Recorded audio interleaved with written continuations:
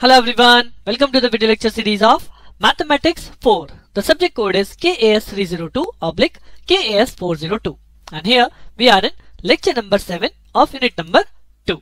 So, in the previous lecture हम लोगों ने बात की थी वन डायमेंशनल हीट इक्वेशन क्या होती है और किस तरह से सॉल्यूशन किया जाता है for this particular equation using method of separation of variable. Now in this lecture हम बात करने वाले हैं प्रॉब्लम किस तरह से इस इक्वेशन में बनती है जहां पे हमें इस इक्वेशन का यूज करना है for the calculation of temperature. तो मैं स्ट्रेट फॉरवर्ड इस लेक्चर में प्रॉब्लम्स ही डिस्कस करूंगा और अगर लास्ट लेक्चर की बात करूं तो हमने जो सॉल्यूशन वहां पे ड्राइव किया था उसमें कोई कंडीशन अप्लाई नहीं करी. सो मैं आपको यहाँ पे क्वेश्चंस में ही दिखाने वाला हूं किस तरह से प्रॉब्लम्स में ही कंडीशन आपको गिवन आती है और आपको किस तरह से कंडीशन अप्लाई करके we will find the final solution. तो चलिए अपना लेक्चर स्टार्ट करते हैं on practice problem on one dimensional heat equation. So here is the problem number 1 जहां पे लिखा है a rod of length L with insulated sides is initially at a uniform temperature mu naught. तो इसका मतलब क्या हुआ कि we have a rod right of L length. तो इस रॉड की लेंथ हमारी L है. ठीक, तो अगर हम इसे x एक्सिस मानते हैं तो this is basically x is equal to 0 इस पॉइंट पे और इस पॉइंट पे हो जाएगा x is equal to L right. और एक कंडीशन जो आपको यहाँ पे दी गई वो कहता है कि is initially at a uniform temperature mu naught.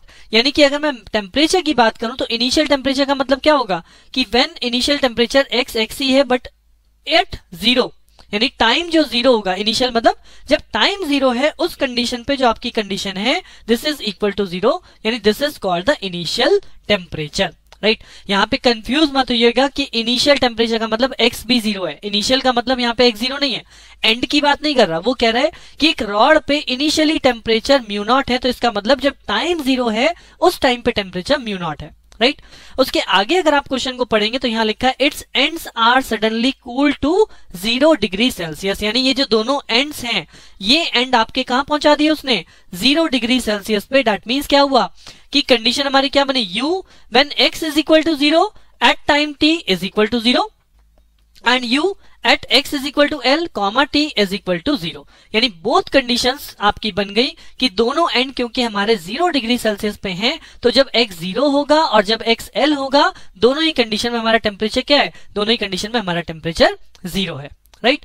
And are kept at that temperature, तो ये टेम्परेचर मेंटेन रहता है. तो these are basically called your conditions right. तो क्वेश्चन को पढ़ने के बाद ही हमें समझ में आएगा कि क्या कंडीशंस गिवन है. और यहाँ पे इस क्वेश्चन में जो मेनली आपको मिलेगा वो ये वाली boundary condition most of the time ही मिलती है कि आपके दोनों एंड्स कहाँ पे हैं, दोनों एंड्स 0 डिग्री सेल्सियस पे हैं. जैसे हमने वेव इक्वेशन करी थी वहां दोनों एंड फ्रीज होने की वजह से 2 कंडीशन मिल जाती थी.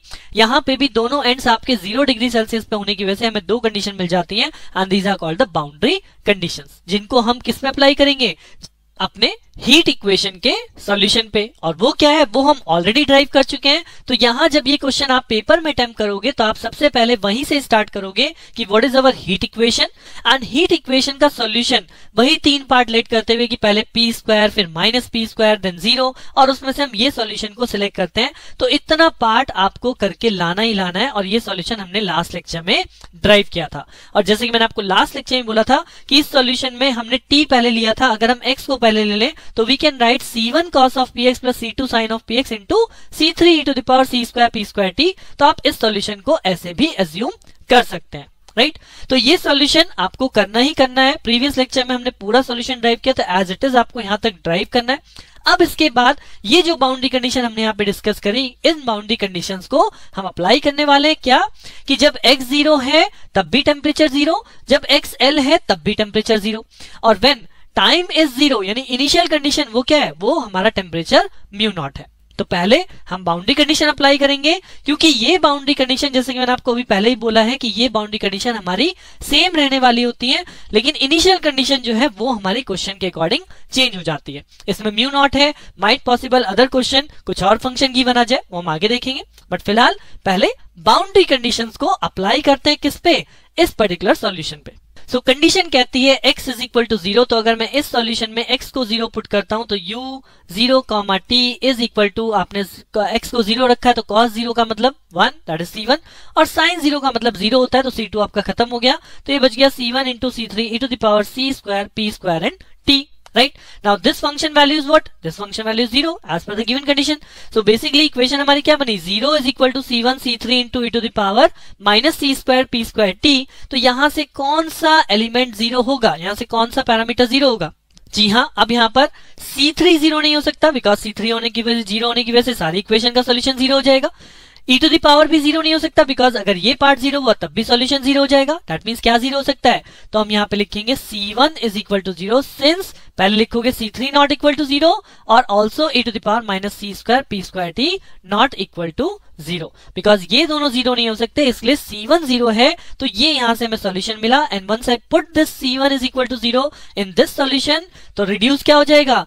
ये वाला पार्ट आपका खत्म हो जाएगा। तो हमारे पास क्या रिडक्शन बचेगा? c2 c3 sin px e to the power minus c square p square t, यानी कि we got this reduced solution, right? So after applying the first boundary condition we got this solution reduction, right? अब इसी तरह से second condition apply करते हैं। second condition क्या कहती है?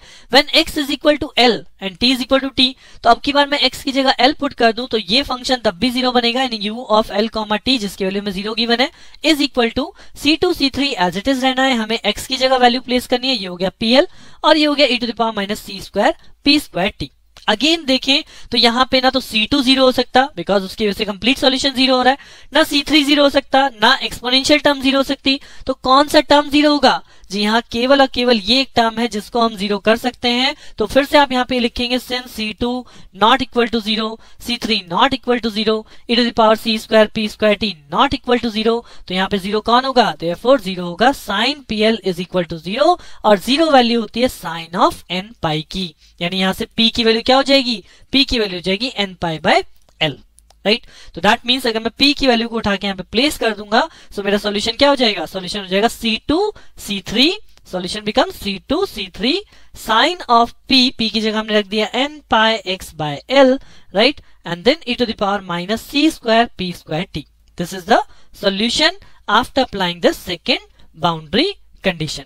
And if you remember the solution of the wave equation, हम लोगों ने पढ़ा था c2 और c3 को हम एक अनदर कांस्टेंट लेट कर लेते हैं and it will be bn, right? और अगर इसे bn कर दे तो हम इसे मोर जनरलाइज फॉर्म में लिख सकते हैं कि summation n is equal to 1 to infinity bn sine of n pi x by l into e to the power, इसकी जगह भी वैल्यू प्लेस कर दीजिएगा p स्क्वायर की जगह, तो यहाँ पे हो गया n square pi square by l square into t।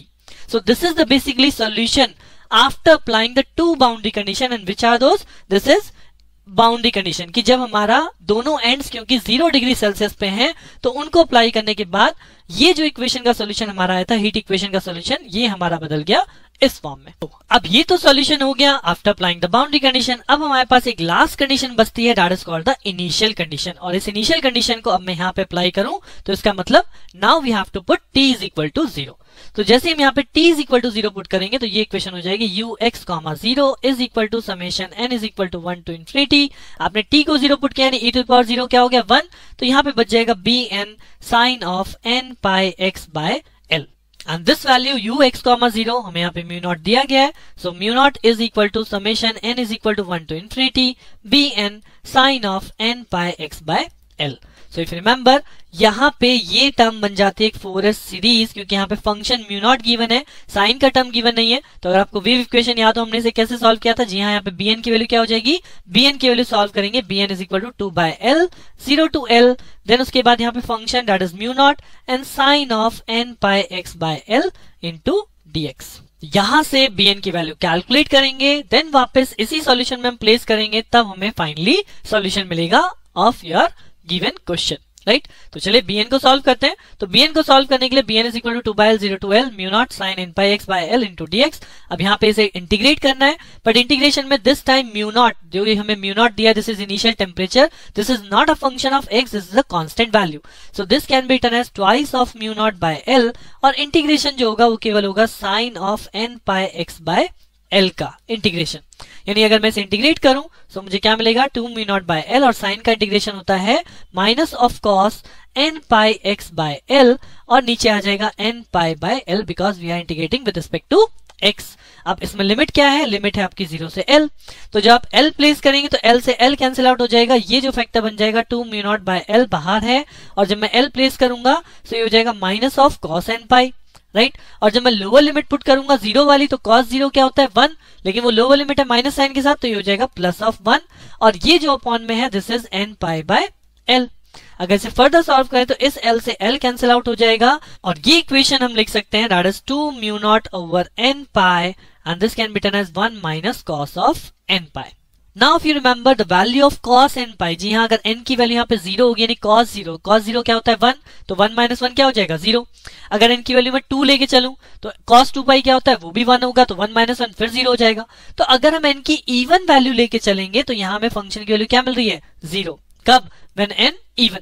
लेकिन अगर मैं n को ऑड रखता हूं लाइक 1 3 5, तो अगर मैं यहाँ 1 कंसीडर करता हूं तो दिस इज cos पाई और cos पाई होता है माइनस 1, तो माइनस माइनस क्या हो जाएगा प्लस 1, तो ये आंसर रिकॉल हो जाएगा 4 mu naught over n pi when n is odd, right. So in this way basically हम लोगों ने bn कैलकुलेट किया है कि bn की जो वैल्यू होगी this is 0 for n even, और अगर n ऑड है तो 4 म्यू नॉट अपॉन n पाई। और ये जो bn आया इसे अल्टीमेटली मुझे कहां पुट करना है, इसे पुट करना है अपनी इस वाली इक्वेशन में। ये वो सॉल्यूशन है जो आपको बाउंड्री कंडीशन यानी जो हमने दो जीरो टेम्परेचर वाली कंडीशंस रखी हैं उनको सॉल्व करने के बाद ये सॉल्यूशन मिला है। तो अगर मैं यहाँ bn में वैल्यू प्लेस कर दूं, सो bn की वैल्यू हम कैलकुलेट कर चुके हैं, इस वैल्यू को अगर आपने यहाँ पे प्लेस कर दिया तो हमने यहाँ n को रिप्लेस कर दिया। देखिए यहाँ पे क्या था, अब तक जो bn की इक्वेशन थी उसमें n is equal to 1 to infinity था ना, now I am writing n is equal to 1 3 5 up to infinity. So हमने n को क्या कर दिया, हम केवल n को ऑड वैल्यू के लिए डिफाइन कर रहे हैं, और जब हम ऑड वैल्यू के लिए डिफाइन करें तो what is the value of bn की वैल्यू होती है 4 mu naught upon n pi. तो 4 म्यू नॉट अपॉन पाई आपका बाहर चला गया, 1 अपॉन n अंदर रह गया, and this is sine n pi x, और e टू द पावर वाला कोएफिशिएंट वो एज इट इज है। तो ये कहलाता है आपका सॉल्यूशन ऑफ दिस क्वेश्चन। और इसी क्वेश्चन का एक और पैटर्न भी आप लिख सकते हैं। अगर आप यहाँ पे लिमिट 1 से इन्फिनिटी लिखते हैं तो हम इस n को ऑड वैल्यू यानी कि n is replace by 2n minus 1, तो हम n की जगह जहां पे भी n है उसकी जगह 2n माइनस 1 कर देंगे। तो ये हमारा ये भी सॉल्यूशन इसी पैटर्न को रिप्रेजेंट कर रहा है व्हेन n इज ऑड। और अगर हमने यहाँ पे डायरेक्टली लिमिट दे दी 1 टू इन्फिनिटी तो हम यहाँ पे भी n को रिप्रेजेंट कर सकते हैं 2n माइनस 1 से। तो आप कोई भी दोनों में से सॉल्यूशन लिख सकते हैं, दोनों ही सही है। But remember one thing, first of all we have to do what, we have to do the wave equation solution। wave equation solution में according to the condition हमें apply करना है and then we have to find the solution, right। for your better understanding एक और question मैं आपके सामने इस लेक्चर में रख रहा हूं and this is the question over here।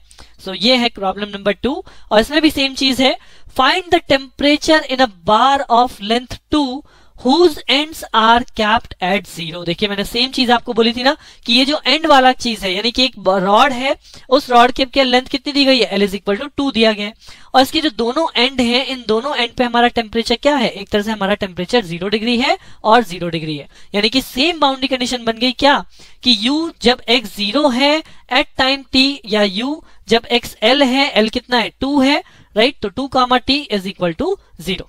तो these are the same boundary condition जो हमने अभी भी सॉल्यूशन में अप्लाई करी थी। तो first of all we have to do the same steps, like we have to consider the heat equation. इस हीट इक्वेशन को हम सॉल्व करेंगे, वही पूरा का पूरा मेथड जो हमने लास्ट लेक्चर में डिस्कस किया, and we find out this solution. अब इस सॉल्यूशन पे हम बाउंड्री कंडीशन अप्लाई करेंगे, कौन सी, ये वाली कि दोनों एंड्स क्या हैं, दोनों एंड 0 डिग्री पे है। तो जैसे आप पहली वाली कंडीशन अप्लाई करोगे, x को 0 पुट करोगे, तो अभी हमने किया था c1 की वैल्यू 0 हो जाती है, तो जैसे हम यहाँ पे 0 पुट करेंगे यहाँ पे बचेगा c1 c3। सो यहाँ पे क्या 0 नहीं हो सकता, c3 0 नहीं हो सकता, एक्सपोनेंशियल टर्म 0 नहीं हो सकती, अदरवाइज ये कंप्लीट सॉल्यूशन 0 हो जाएगा, तो c1 हमारा 0 हो जाता है। और सिमिलरली जब c1 को 0 पुट कर देंगे इस बेसिक इक्वेशन में, बेसिक सॉल्यूशन में, तो हमारा रिडक्शन हो जाता है। इस रिडक्शन में अगर मैं सेकंड इक्वेशन कंडीशन पुट कर दूं कि at x is equal to 2 यानी u 2 कामा t, तो यहाँ पे आपका x की जगह 2 हो गया, तो दैट मीन साइन 2p यानी जो हमारा ये वाला पार्ट बचेगा यही 0 हो सकता है, अदर देन कोई पार्ट 0 नहीं हो सकता, बिकॉज अगर कोई भी आप पार्ट 0 करेंगे तो वो सॉल्यूशन को 0 कर देगा। तो in the same manner sine 2p is equal to 0, that mean sine n pi. तो यहां से हम किसकी वैल्यू निकालते हैं, n pi bye 2।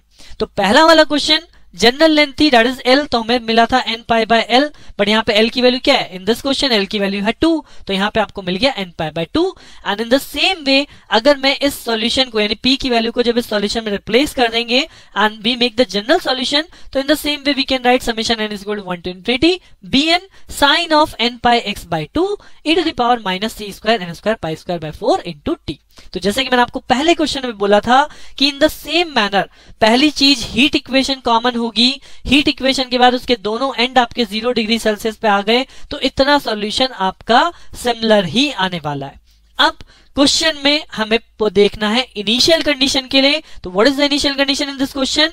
If the initial temperature is sin pi x by 2 plus 3 5 pi x by 2, this is the initial temperature, that is this is the condition when x, 0, यानी कि जब टाइम की value 0 है initial time, तो उस case में temperature ये है। तो अगर मैं इस इक्वेशन में t को 0 पुट कर देता हूं तो हमारे पास यहाँ पे बनेगा ux, 0 is equal to summation n is equal to 1 to infinity bn sin of n pi x by 2, and since this time the initial temperature is in the form of sine, तो if you remember the wave equation lecture हमने वहां पे भी किया था। अब की बार हम इस क्वेश्चन को कैसे सॉल्व करेंगे?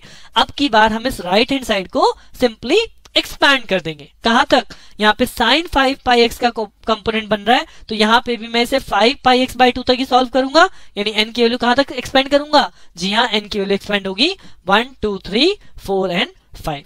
तो just expand the right hand side, आपको ये इक्वेशन मिल जाएगी कि b1 sin pi x by 2 plus b2 sin pi x plus b3 sin 3 pi x by 2। 4 रखा तो यहाँ 4 से 2 से कैंसिल आउट होके 2 pi x रह गया, 5 रखा 5 pi x by 2। And on the left hand side this is the given temperature. तो अब अगर मैं इन्हें कंपेयर करें, so what is the b1 value? So sin pi x by 2 का कोफिशिएंट है b1, तो b1 की वैल्यू हो गई यहाँ पे 1, b2 0 हो गया बिकॉज sin pi x है ही नहीं यहाँ पे, sin 3 pi x by 2 भी नहीं है तो ये भी आपका 0 हो गया, b4 भी 0 हो गया, केवल एक कंपोनेंट है sin 5 pi x by 2 का जिसका b5 की वैल्यू होगी, b5 में वैल्यू क्या हो गई? 3। यानी कि केवल हमने कंपैरिजन किया। अब की बार जब हमें गिवन फंक्शन साइन की फॉर्म में होता है तो बहुत इजी होता है, हमें कोई फोरियर सीरीज कोई इंटीग्रेशन वाला फॉर्मूला नहीं लगाना, केवल डायरेक्टली आपने एक्सपैंड किया, calculate the value of coefficient, और अब यही कोफिशिएंट्स की वैल्यू को हमें इस सॉल्यूशन में पुट करना होता है। तो जी हाँ, हमारे पास केवल 2 ही कोफिशिएंट है, एक 1 और एक 5, तो केवल अगर मैं यहाँ 1 रखूं तो ये हो जाएगा b1 sin of pi x by 2, यानी b1 की वैल्यू क्या होगी? b1 की वैल्यू 1, तो यहाँ पे हो गया 1 sin pi x by 2, तो ये आ गया आपका 1 into sin pi x by 2, और उसके बाद e to the power c square n square की जगह 1, तो ये हो गया c square pi square t by 4। और दूसरी वैल्यू जब 2 रखेंगे तो b2 0, b3 0, b4 0, एक वैल्यू लाई करेगी b5 की जिसकी वैल्यू क्या है? 3, तो यहाँ पे हो जाएगा 3 और ये हो जाएगा sin pi x by 2, और e to the power minus c square यहाँ होता है n स्क्वायर, तो n स्क्वायर की जगह 5 स्क्वायर, दैट मीन्स 25, तो 25 c square pi square t by 4, this is the final solution. Right, so question बिल्कुल similar manner में है। अभी तक आप लोगों ने देखे हो वेव इक्वेशन पे भी क्वेश्चन बनता है, हीट इक्वेशन पे भी क्वेश्चन बनता है, और दोनों ही केस में अगर आपने एटलीस्ट सॉल्यूशन कर लिया तो आपने 70 to 80% जो क्वेश्चन का सॉल्यूशन है वो एज इट इज एक तरह से ड्राइव किया है। उसके बाद केवल इनिशियल कंडीशंस को आपको चेंज करना है, उसके बेस पे आपको फाइनल सॉल्यूशन कैलकुलेट करना है, and then you will get the complete solution with complete marks. So with this आपका ये लेक्चर होता है complete. Heat equation and wave equation हम लोगों ने कंप्लीट कर ली, but now in the next lecture we will discuss 2 dimensional heat equation, और उसमें आप देखेंगे डायमेंशन का क्या मतलब है। राइट, तो इसे जानने के लिए कि 2 डायमेंशनल हीट इक्वेशन क्या है, बने रहिए मेरे साथ, मिलते हैं नेक्स्ट लेक्चर में। Thank you.